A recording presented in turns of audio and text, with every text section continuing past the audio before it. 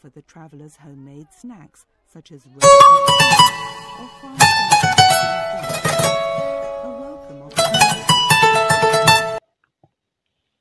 أعوذ بالله من الشيطان الرجيم بسم الله الرحمن الرحيم الحمد لله رب العالمين. Nous sommes en ce jour lundi 14 août 2023 correspondant au 27 Muharram 1445. Bonjour l'Afrique, bonjour le monde. Vous êtes sur votre YouTube channel 56 Le Triomphe. 56 Le Triomphe, c'est la chaîne qui vous parle des racines et des mystères de l'Afrique. Alors, si vous êtes nouveau sur cette chaîne, oui, si vous êtes nouveau sur cette chaîne, nous vous disons merci pour la confiance et bienvenue dans la famille. Eh bien, mesdames et messieurs, ladies and gentlemen, followers and subscribers, nous avons mis l'accent sur un chapitre spécial dans cette vidéo. Il s'agit de l'histoire des noms de famille, les patronymes Sako. Origine et évolution du patronyme Sako. Mesdames et messieurs, c'est votre serviteur le guide Koulibaly depuis Dabou. La réussite n'interdit à personne. Tout le monde peut réussir. Mais comment réussir en Afrique alors que nous ignorons les racines et les mystères de l'Afrique? Le lavage de cerveau nous a fait beaucoup de mal. Les faux juifs blancs ont volé et falsifié l'histoire authentique du peuple noir. Eh bien, il nous appartient désormais de rétablir la vérité historique. Oui, nous devons débarrasser notre civilisation africaine de toutes les étiquettes et de tous les faux clichés. Notre histoire, c'est notre identité, c'est notre chemin, c'est notre force, c'est notre fierté. Oui, c'est notre fierté parce que l'Afrique a civilisé le reste du monde et non le contraire. Eh bien, mesdames et messieurs, Adabora, Ansigila Toubouni, Mugudunte Barafosa, Bolobena Dayorodo, restez avec nous, on se retrouve tout à l'heure.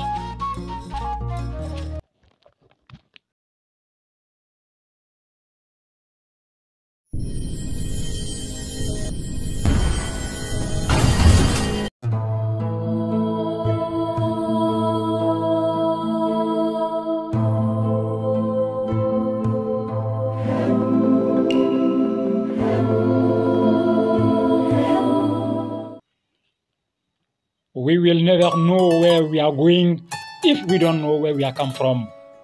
Bimajien dukuje, yani bikasi, kunu temela, nga, nyukunu mato mami nkono, bitatu ikono, duka masa koro mana koro chugu, so dugulenka bifanduga ninyi, ngana bona langolonte, ngana temandia surafo koblendung. Ouagadougou et le royaume de Mema sont une même famille, bien qu'ils soient séparés de par leur situation géographique. Les membres des deux familles royales sont des cousins. Oui, les membres de ces deux familles royales sont des cousins. À Ouagadougou, ce sont les Cissé qui dirigent le royaume, tandis qu'à Mema, les Tunkara sont sur le trône. Le royaume de Mema est le berceau du patronyme Sako. C'est un royaume situé sur le Djoliba, c'est-à-dire sur le fleuve Niger, après le pays de Do, actuel Ségou. À Mema, il y avait la ville de Filambo, le pays des Koussa. Les Koussa sont entre autres les Dougouré, les Tunkara, les Tamboura. Rappelez-vous, je vous ai dit que pendant que les Ouagé étaient à Darega, les Koussa étaient à Filambo. Eh bien, mesdames et messieurs, le temps a marché. Les lunes ont succédé aux lunes dans le même ciel. Les fleuves dans leur lit ont continué leur course interminable. Entre-temps, les neveux de Ouagé ont été installés sur le trône de Ouagadougou. Ces neveux sont les Cissé, descendants de Diabé Cissé. Et c'est sous la dynastie des Cissé que les dignitaires de Ouagadougou ont quitté Darega, le premier emplacement, pour bâtir le nouveau Ouagadougou à partir du IVe siècle. C'est le deuxième emplacement de Ouagadougou. Une partie de la capitale Koumbi-Salé, El Gaba, se trouvait dans la vallée du fleuve Sénégal, c'est-à-dire là où se trouve la localité de Walia, au centre du département de Kéniéba, région de Kaï, République du Mali. C'est la ville habitée par le roi. Elle est à 6000 de la ville habitée par les musulmans. Un peu plus loin, à Filambo, il y a les cousins des Ouagué. Filambo se trouve dans le royaume de Mema, sur le fleuve Niger, derrière le pays de Do. Filambo, c'est plusieurs tribus, les Dougouré, les Tamboura, les Tunkara, etc. Mema est un grand royaume dirigé par les Tunkara. Alors, quel événement fut à l'origine du patronyme Sako dans le royaume de Mema? Accrochez-vous, mesdames et messieurs, nous allons déclencher le mécanisme vibratoire du dévoilement mystique. Les montagnes qui se trouvent de l'autre côté du fleuve étaient habitées par des tribus belliqueuses et très violentes. Alors, dès qu'on laissait la paix à ces tribus, elles descendaient des montagnes pour piller le royaume. Tous les pays en avaient marre de ces bandits pilleurs. Chaque année, ces voleurs sans foi ni loi venaient s'aimer le malheur dans le pays. Alors, qui pouvait enlever cette épine du pied du roi? Qui pouvait apporter à ce grand royaume la sécurité, la paix et la stabilité?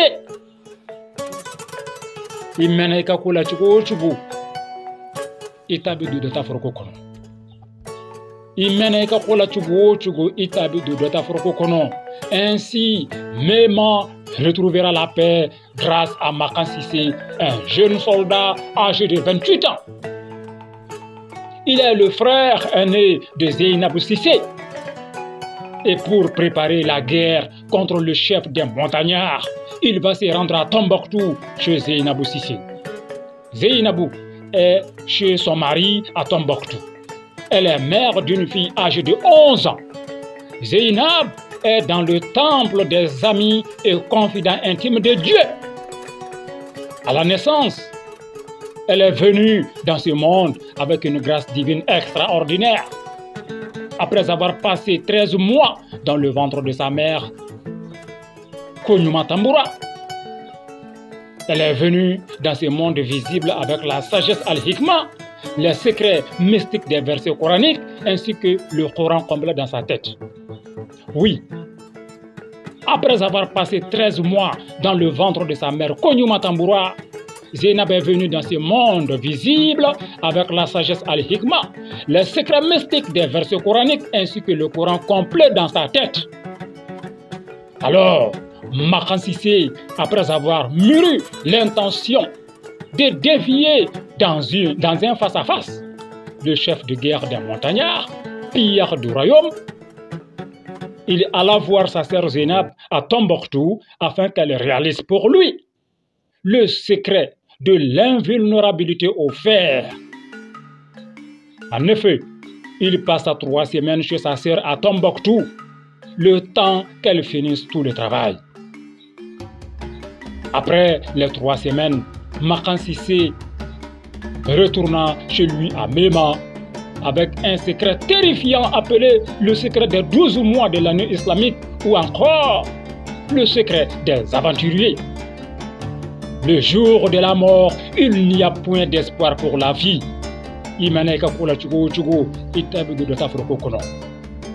Mesdames et messieurs, vous êtes sur votre YouTube channel 56 Le Triomphe et vous écoutez votre serviteur, le guide Koulibaly depuis Dab. Voilà.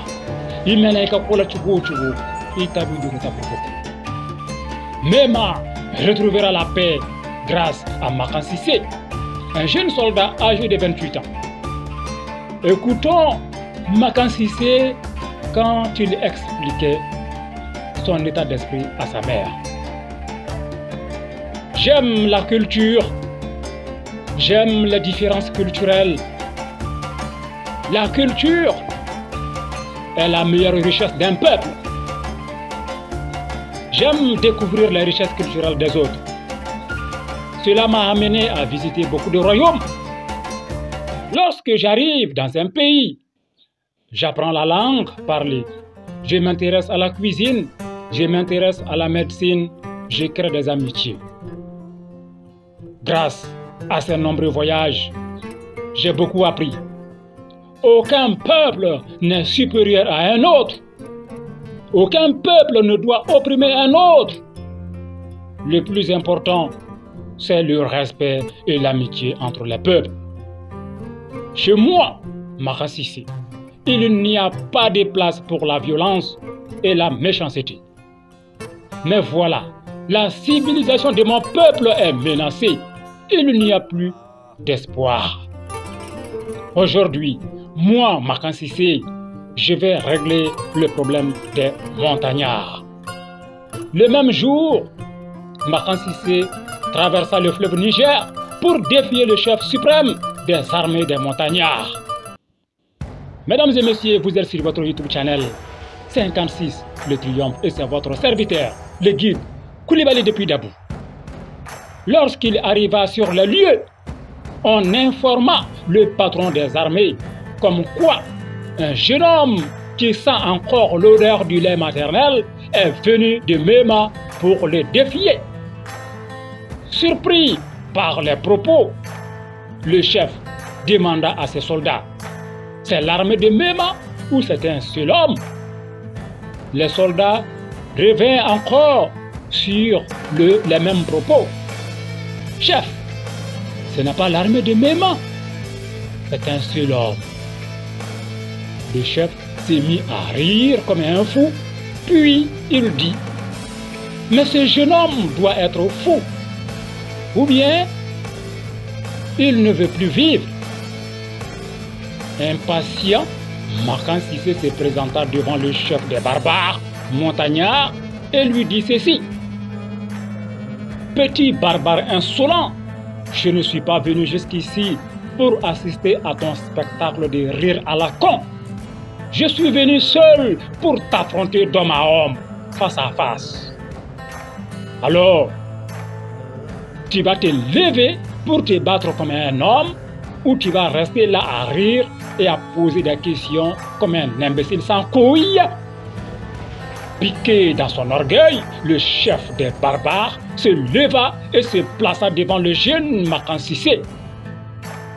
À la guerre comme à la guerre, le jour de la mort, il n'y a point d'espoir pour la vie.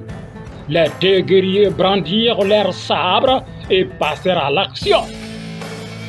Soudain, les deux guerriers devinrent presque invisibles dans la poussière, soulevés par les pieds. On n'entendait plus que le bruit des sabres.